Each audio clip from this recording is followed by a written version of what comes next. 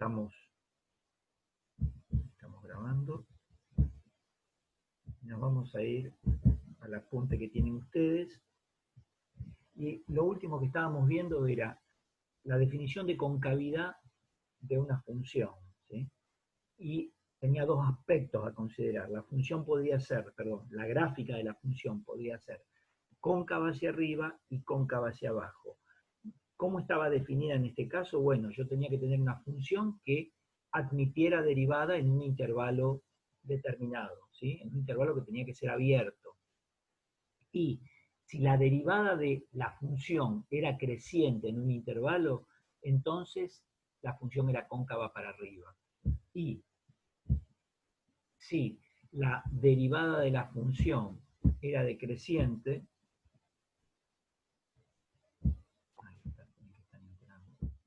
la función tenía concavidad para abajo. ¿A qué me refiero con esto? Acá hay un gráfico que lo estoy pasando que es bastante explicativo. Este que está acá, que yo lo voy a quitar y lo vamos a compartir con el matemática. Así lo vemos mejor. Espero que se vea esa función, la gráfica de esa función, que está en rojo. Entonces vamos a hacer un análisis de lo que ya estuvimos viendo. Dicen que, analizando la gráfica de una función, ¿a qué me refiero con la que la función, su gráfica es cóncava para arriba? Fíjense, acá la pancita de la curva está hacia abajo, ¿sí? Viene así y tiene una panza para abajo. ¿Estamos? Bueno, en ese caso se dice que la gráfica de la función es cóncava para abajo. Mientras que acá hay un punto por ahí en donde esto empieza a cambiar y empieza a tener como la panza para arriba la curva, ¿sí?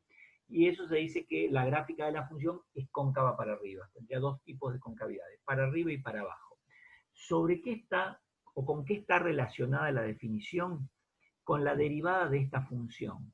O sea, analizando la derivada de una función, cuya gráfica vemos acá, más que la gráfica de la derivada, podemos determinar si la función es cóncava para arriba o cóncava para abajo.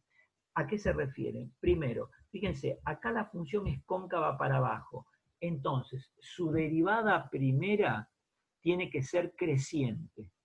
Donde la función es cóncava para abajo, la derivada primera tiene que ser creciente. En realidad, lo podemos ver por la gráfica eso. Y acá, que a partir de ahí aparentemente por acá empieza a tener la panza para arriba, ¿sí? O sea, la función es cóncava para arriba, vamos a ver que la gráfica de su derivada primera es decreciente. No vamos a ir pensando mucho, pero fíjense que este punto es el máximo relativo de la función y este punto es el mínimo relativo de la función. Ahí las derivadas se hacen cero. Y fíjense además que la función crece hasta acá, entonces su derivada primera tiene que ser positiva. Desde acá a acá decrece, con lo cual su derivada primera tiene que ser negativa. Y de acá para arriba la función crece, entonces la derivada primera tiene que ser positiva. Vamos a analizar la gráfica de la derivada, que es la curva que aparece ahí, y si la tratamos de comparar de alguna manera, a ver, esperen que vamos a volver a lo que tenía, que la vamos a comparar, vamos a cambiar un poquito algunas cosas para que se vea mejor la gráfica. Aguarden un segundo, pues si no se va a ver. Van a ver como desalineada, así la vamos a... Ahí, bien. Y voy a sacar esto. Ahora, ¿qué es lo que vemos acá?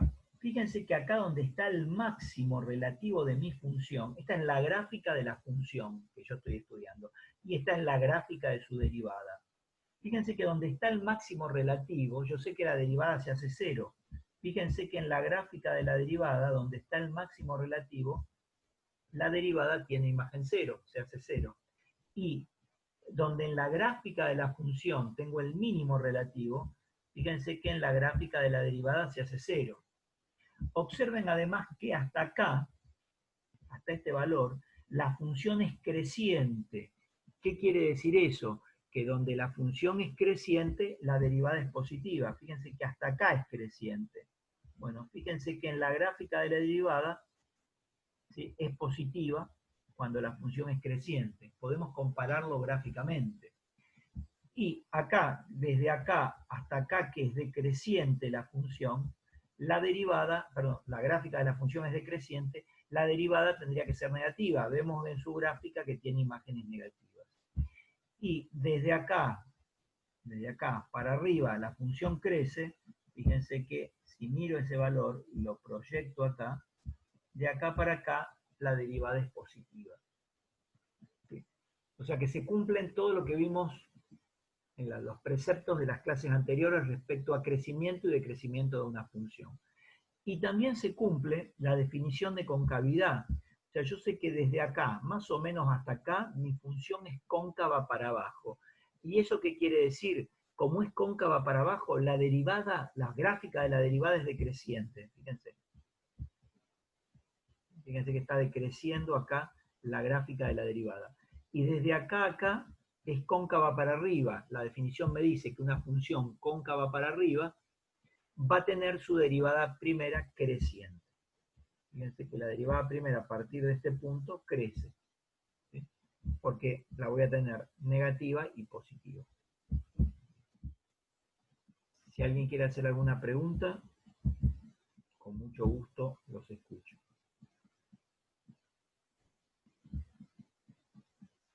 ¿Nadie? Perfecto. Entonces continuamos. Esta definición que estábamos viendo de acá, de este apunte, es la definición de concavidad. Es bastante simple, ¿sí? Función cóncava para arriba en un determinado intervalo abierto, entonces la derivada primera crece en ese intervalo. Función cóncava para abajo, perdón, gráfica de una función cóncava para abajo en un intervalo abierto, entonces la derivada decrece o es decreciente la gráfica de la derivada en dicho intervalo.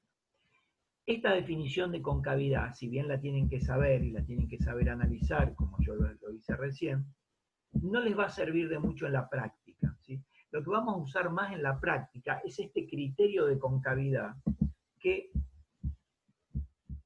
no sé si siguen viendo el apunte. ¿Lo siguen viendo? Bien. Es el teorema 3.7, que es el criterio de concavidad. Y este es el que más vamos a usar en la práctica. Gracias por avisar. El criterio dice que si la derivada segunda de una función... escuché voces, por eso me detuve. Si la derivada segunda de una función es positiva en todo valor de un intervalo, entonces la gráfica de f es cóncava para arriba en dicho intervalo. Mientras que si la derivada segunda es negativa en todo un intervalo, entonces la gráfica de la función es cóncava para abajo en ese intervalo. Esto es lo que más vamos a usar en la práctica. Vamos a hacer un ejemplito. Hallar los puntos de concavidad. Hallar los intervalos de concavidad de la gráfica de la siguiente. Sigue viendo el PDF. ¿Viendo el PDF? Sí, porque la verdad que no apreté. Tienen razón. Ahí se ve el Word. De la siguiente función, ¿sí? Lo que les estaba diciendo recién, que ustedes no veían, ahora están viendo. Vamos a tomar, la clase pasada trabajamos con una función, primero, que era para analizar crecimiento y concavidad. Esta fue la primera donde hallamos los intervalos de crecimiento, ¿se acuerdan? Fue una función de la clase pasada. La vamos a tomar para hallar los intervalos de concavidad a la gráfica de la función que aparece acá. De la misma que analizamos los intervalos de crecimiento de la función. Bueno, va a ser muy parecido al ejercicio que vimos del crecimiento, pero con la derivada segunda. ¿Cómo haríamos? Para estudiar intervalos de concavidad de la gráfica de una función, perdón, tenemos que trabajar con la derivada segunda. Entonces vamos primero a calcular derivada primera, que la hicimos en la clase pasada. Vimos que la derivada primera de esta función me daba x cuadrado menos 8x. Eso ya lo hicimos en la clase pasada, creo que ustedes lo saben hacer. Y la derivada segunda de esta función es la derivada de la derivada primera. Me va a quedar 2x menos 8. ¿Cómo hacíamos para hallar los intervalos de crecimiento? Bueno, veíamos donde la derivada primera no existía o donde la derivada primera se hacía cero. Eso se llamaban los puntos críticos. Ahora vamos a hacer lo mismo, pero con la derivada segunda. Vamos a ver, vamos a analizar dónde la derivada segunda se hace cero o dónde no existe. Si yo miro la estructura de la derivada segunda, lo que puedo ver es que el dominio de la derivada segunda son todos los reales. O sea, el dominio de esta función son todos los reales. ¿Qué quiere decir? Que no hay ningún valor de x donde la derivada segunda no va a existir. Como sucede eso, vamos a plantear cuándo se hace cero la derivada segunda. Esto sería 2x igual a 8, x igual a 4. Bueno, la derivada se hace cero en 4. La derivada segunda. ¿Qué hacíamos en ese momento? Con esos valores donde no existía la derivada, donde se hacía cero la derivada, lo dividíamos en intervalos. ¿Sí? Decíamos, si x4 es el punto de corte, definimos el eje real y lo dividimos a partir del valor 4. Yo en ese momento hacía una grafiquita, no la voy a hacer ahora, pero si quieren la hago, aunque sea por única vez. ¿Qué hacía para determinar estos intervalos? Bueno, graficaba el eje real, graficaba así el eje real, y me fijaba en qué puntos cortaba, solamente en 4, vamos a suponer que el 4 ande por ahí, ¿sí? Y el eje real que va de menos infinito a más infinito. Y decía 4 acá, el 4 sería el valor ese que lo tendría que tener más arriba, pero que no puedo tenerlo. A ver si lo puedo poner más arriba. Me lo voy a poner un poquito más arriba. Ahí está. Bueno, dividimos el dominio en esto, en estos dos intervalos. Y ahí nos fijamos en cada intervalo cómo se comporta la derivada segunda. Si yo me fijo la derivada, ¿y cómo hacemos? Bueno, hacemos lo mismo que hicimos en la clase pasada. Tomamos un valor interior al intervalo. ¿Sí? Entre menos infinito y 4, ¿qué puedo tomar? Puedo tomar 3, puedo tomar 2, puedo tomar 1, pero no voy a ser tan tonto. Tomo 0, es más fácil de reemplazar. Fíjense que si reemplazan el 0 en la derivada segunda en 0, me va a quedar menos 8. Lo que yo veo que en este intervalo, puedo decir que la derivada segunda de la función es negativa para todo x que pertenece al intervalo. Entonces, ¿qué voy a decir? Gráfica de f es cóncava hacia abajo.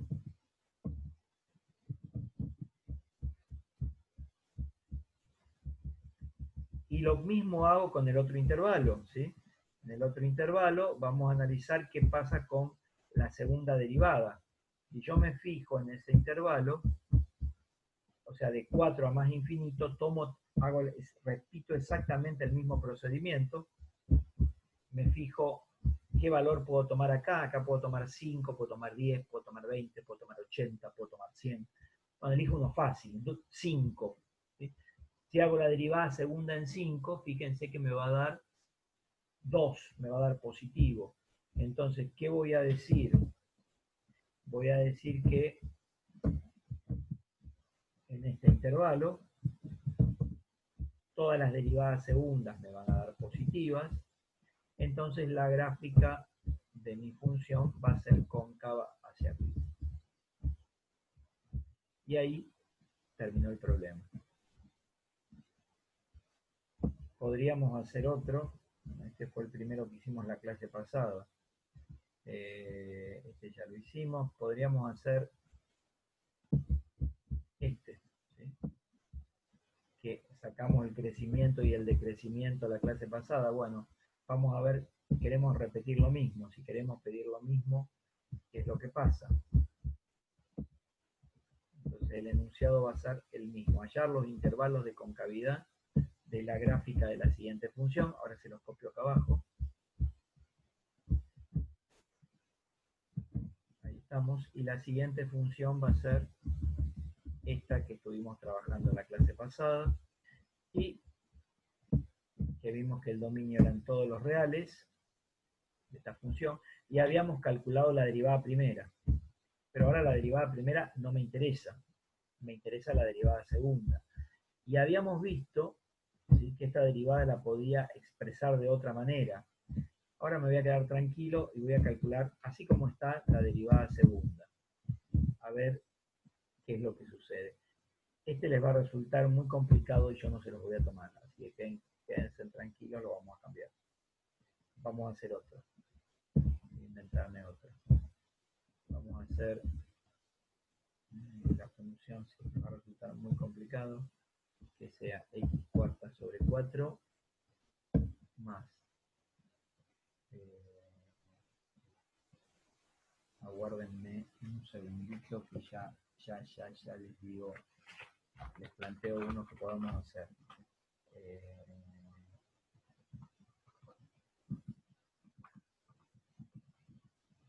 Va a ser x a la cuarta sobre 12, no sobre 4, más x al cubo dividido 3, menos 3 x cuadrado dividido 2, más 5, no, más 1. Bien, vamos a tratar de obtener los intervalos de concavidad de la gráfica de esta función. ¿Qué vamos a hacer? Esto lo voy a dejar, ¿sí? La deriva, el dominio de la función me da eso. La derivada primera, ¿sí? Porque en realidad queremos trabajar con la segunda, pero vamos a hacer la primera. A ver cómo me queda. Voy a derivar x cuarta sobre 12 más x cubo sobre 3 menos 3 medios de x cuadrado sobre 2 más 1. Bueno, la derivada primera esto, la de x a la cuarta dividido 12, es como 1 sobre 12 por x a la cuarta. 1 sobre 12 es constante, y me va a quedar 4x cubo, más la de x cubo sobre 3, me va a quedar 1/3 por la derivada de x cubo, que es 3x cuadrado dividido, no, 1/3 por 3x cuadrado, ahí quedó. La que le sigue me queda 3 medios por x cuadrado, sería 3 medios por 2x. Y más 1, no me queda nada, me queda eso. Vamos a hacer entonces la derivada segunda. Derivada segunda de x.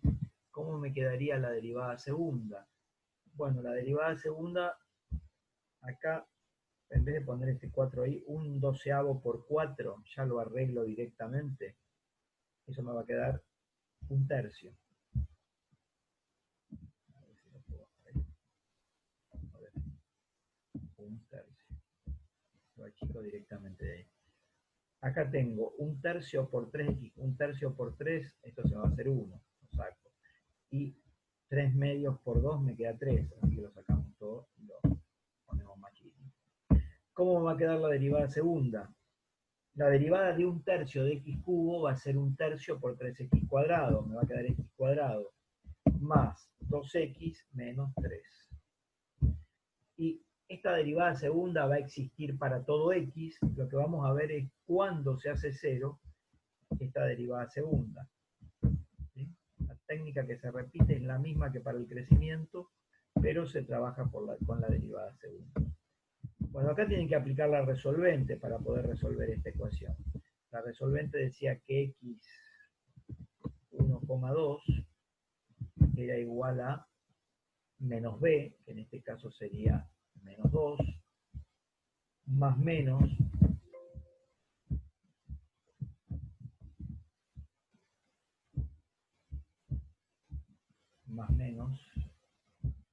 la raíz cuadrada de b al cuadrado vale 4, menos 4 por a por c, sería 4 por 1 por menos 3, y esto dividido 2 por a, sería 2 por 1. Esto va a ser igual a menos 2 más menos, me va a quedar la raíz cuadrada de, la raíz de adentro va a ser menos 4 por menos 3 por 1, me va a quedar 12 positivo, más 4 me va a quedar 16. Y esto dividido 2 va a ser igual a menos 2 más menos 4, todo esto dividido 2.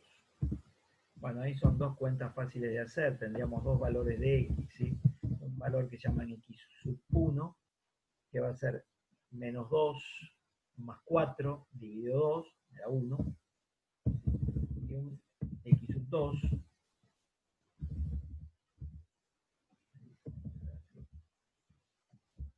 lo voy a poner así, ¿tá? Porque, para que me quepe, para que me quepa el x sub 2.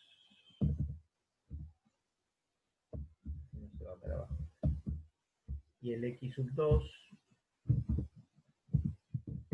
a ver cuánto me va a quedar. El x sub 2 va a ser menos 2 menos 4 menos 6 dividido 2 menos 3. Se me fue igual para abajo.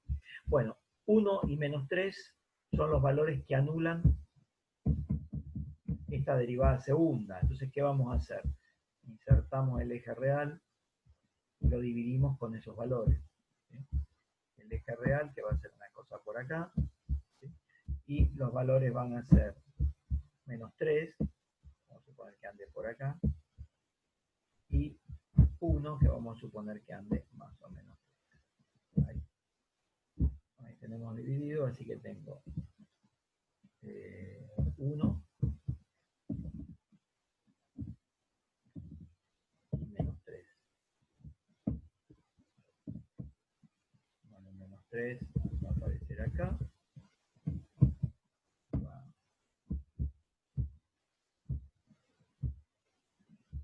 Y el 1 que estaría acá. ¿Cómo dividimos los intervalos para poder obtener los intervalos de concavidad? Muy sencillo, bueno, tendría de menos infinito a menos 3, de menos 3 a 1 y de 1 a más infinito. Entonces, vamos a plantear los intervalos. El primero sería de menos infinito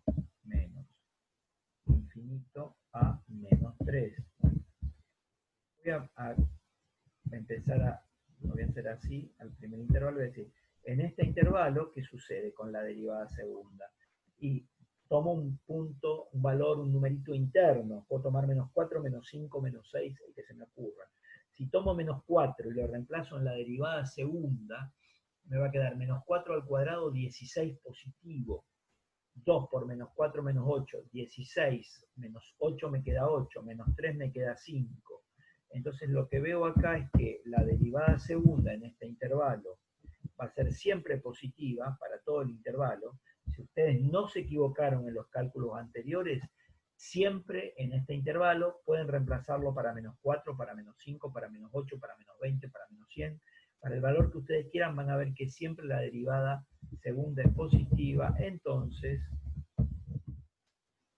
lo que vamos a tener que la gráfica de f es cóncava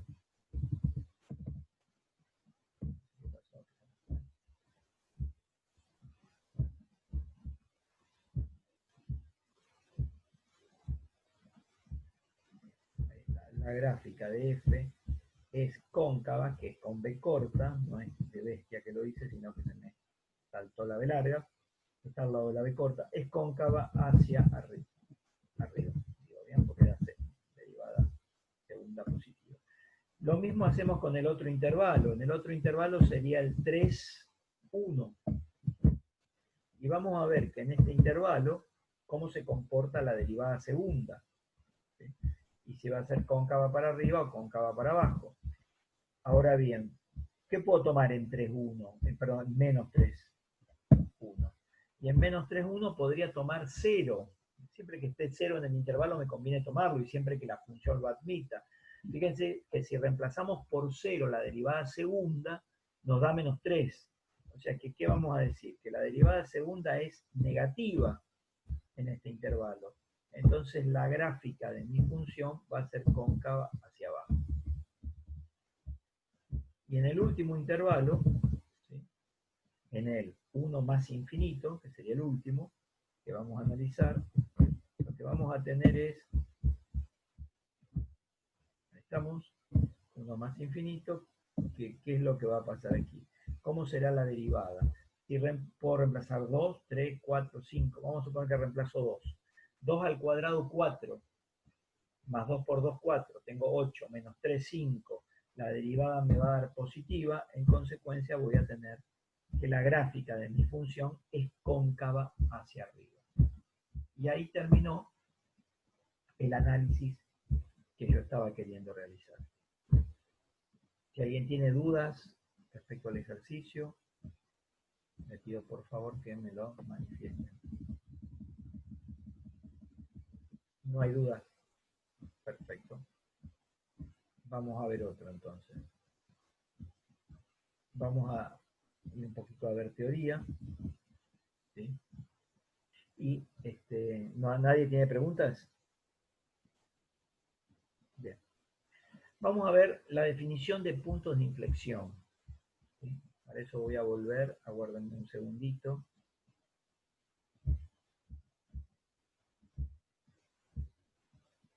Ahí estamos. Vamos a ir con la definición de puntos o de punto de inflexión. Y el punto de inflexión, acá la definición es larga. Y está muy bien que sea larga, porque lo que yo voy a decir de manera muy resumida está mal. Ahora voy a explicar por qué. Pero es lo que decimos todos, en realidad lo que dicen los alumnos muchas veces, y lo que yo también digo cuando voy a los ejercicios, para simplificar, para no repetir esta definición que tiene 5 renglones. O sea, básicamente a ustedes, ¿qué les tienen que quedar como punto de inflexión? Un punto de inflexión de la gráfica de una función es un punto donde cambia la concavidad. Donde hay cambio de concavidad hay un punto de inflexión. Ahora vamos a mirar la definición bien. Vamos a volver a la matemática. Y fíjense que acá yo les había dado esta gráfica. Esta función tenía concavidad para abajo y después tenía concavidad para arriba. ¿Sí? Acá hay un puntito, que no sé cuál es, tendría que determinarlo, que creo que es el 0, donde la función cambia de concavidad. O sea, pasa de venir con una inflexión, así como para abajo, y a partir de ahí empieza a tener la panza para arriba. Bueno, acá el 0, ¿sí? El 0, 0, sería un punto de inflexión de la gráfica de la función. El origen de coordenadas sería el punto de inflexión de la gráfica de la función. ¿Por qué sería ese punto? Bueno, porque a partir de ahí cambia la concavidad de la función. Ahora vamos a hacer problema. Decir eso así rápidamente, como generalmente lo decimos, y bueno, me ayuda rápido a visualizar el punto de inflexión, pero la definición es un poco más amplia, ¿sí? Porque yo necesito definir cuestiones de qué tipo de función voy a trabajar para definir punto de inflexión, y ese punto se está por cortar en 10 minutos. Cuando se corta seguimos, nos volvemos a la reunión, ¿sí? Con el mismo ID. Tengo que definir qué cuestiones se ponen en juego de la gráfica de mi función, cómo es la función para admitir el punto de inflexión, ¿sí? Y características de la abscisa de ese punto. Por eso la voy a leer textual, ¿sí? La definición. La definición dice, sea f una función que es continua en un intervalo abierto. Me pide que la función sea continua y en un intervalo abierto. no me pide continua en todo su dominio, me pide solamente continua en un determinado intervalo, o sea que la función podría estar definida por tramo. Y me dice, y sea C un punto en ese intervalo, o sea que tengo una función continua en un intervalo abierto y C es un punto interior del intervalo. Dice, si la gráfica de f tiene una recta tangente en ese punto C, f de C, o sea, en la abscisa del punto y en su imagen, o en el punto que sería CF en C, entonces se dice que ese punto es un punto de inflexión de la gráfica de f si la concavidad cambia desde arriba hacia abajo, ¿sí? O sea, el punto de inflexión en definitiva es un punto donde cambia la concavidad de la función, de concavidad para arriba a concavidad para abajo, pero ese punto tiene que estar dentro de un intervalo abierto donde la función es continua, y además me dice que la gráfica de f tiene que tener una recta tangente. Si tiene una recta tangente, quiere decir que va a existir la derivada primera de la función en el punto C. ¿Sí? Decir que la gráfica de f admite o tiene recta tangente en ese valor C interior al intervalo, entonces es que existe la derivada primera. Claro, porque si no existe, ya no voy a poder calcular la segunda. Todas esas condiciones las tienen que saber bien cuando se les pide la definición de punto de inflexión. Vamos a hacer algunos ejercicios antes de seguir y después vamos a ver esta otra definición de los puntos de inflexión. Vamos a volver al, que yo todavía no volví con ustedes, a los ejercicios. Yo acá obtuve en este primer ejercicio que habíamos analizado el crecimiento, obtuve los puntos de, los intervalos de concavidad de la función. Observen que esta función cambia de concavidad en el valor 4, la primera que vimos antes. En 4, la concavidad va a ser cóncava hacia abajo, y a partir del punto de abscisa 4 es cóncava hacia arriba. Entonces, ¿qué voy a decir? Como en 4, en un punto de abscisa 4, voy a decir que en el punto 4, f en 4, en 4 y en su imagen,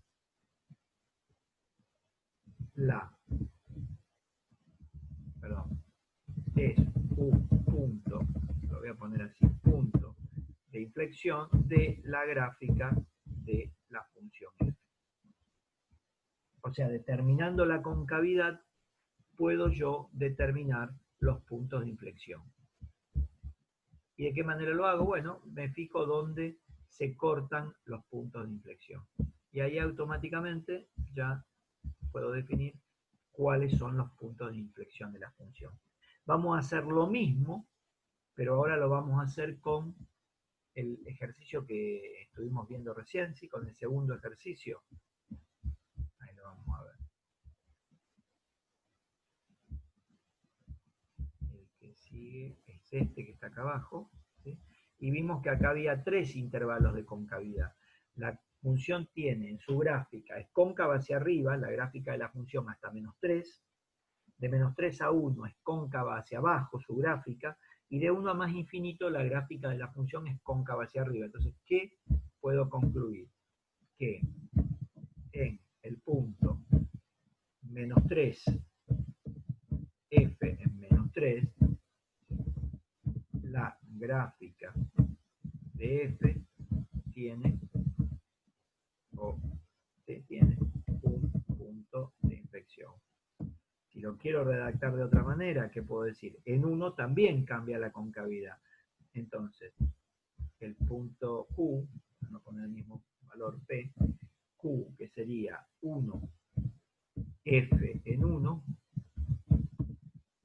bueno, es un punto de inflexión de la gráfica de F.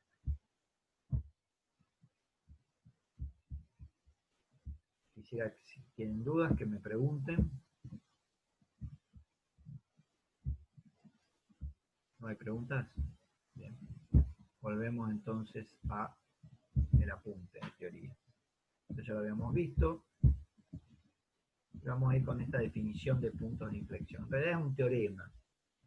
Y este teorema se estructura sabiendo lo siguiente, que si yo sé que las coordenadas de este punto es un punto de inflexión de la gráfica de f, entonces la derivada segunda en c me va a dar 0, o la derivada segunda en c no existe.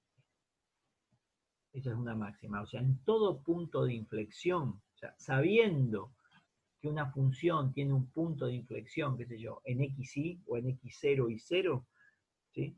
O sea, si el x0 y 0 es un punto de inflexión de la gráfica de mi función, entonces la derivada segunda en x0 o no va a existir o me va a dar 0.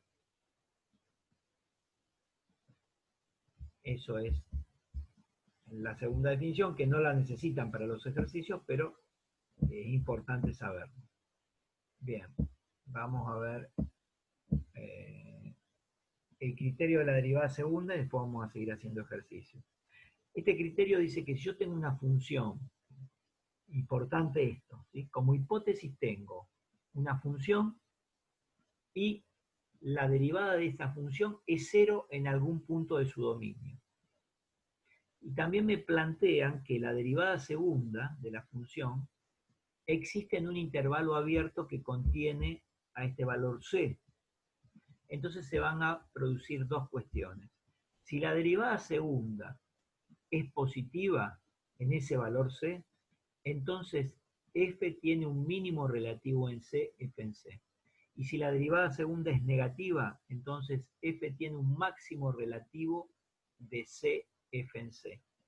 Vamos a ver cómo aplicarlo a esto, ¿sí? Necesito que la función, para que se den estas dos cosas, no se van a dar siempre. Se van a dar siempre que la derivada primera en c sea 0. Vamos a ver un ejemplo de esto que les estoy diciendo. Vamos a volver al matemática. Ahí estamos, ¿sí? Y yo voy a mirar la gráfica de esta función. ¿Qué es lo que puedo decir? Fíjense, acá este valor no lo conozco, ¿sí? No sé cuánto da. Este valor que está acá, yo les digo, donde está el máximo relativo, se los anoto por acá abajo, es 1 dividido raíz de 3. Lo pongo así, SQRT3. ¿Sí? Ahí está, 1 sobre raíz de 3. No, en realidad ese es menos 1 sobre raíz de 3, donde está el máximo. Y donde está el mínimo es 1 sobre raíz de 3, máximos y mínimos relativos.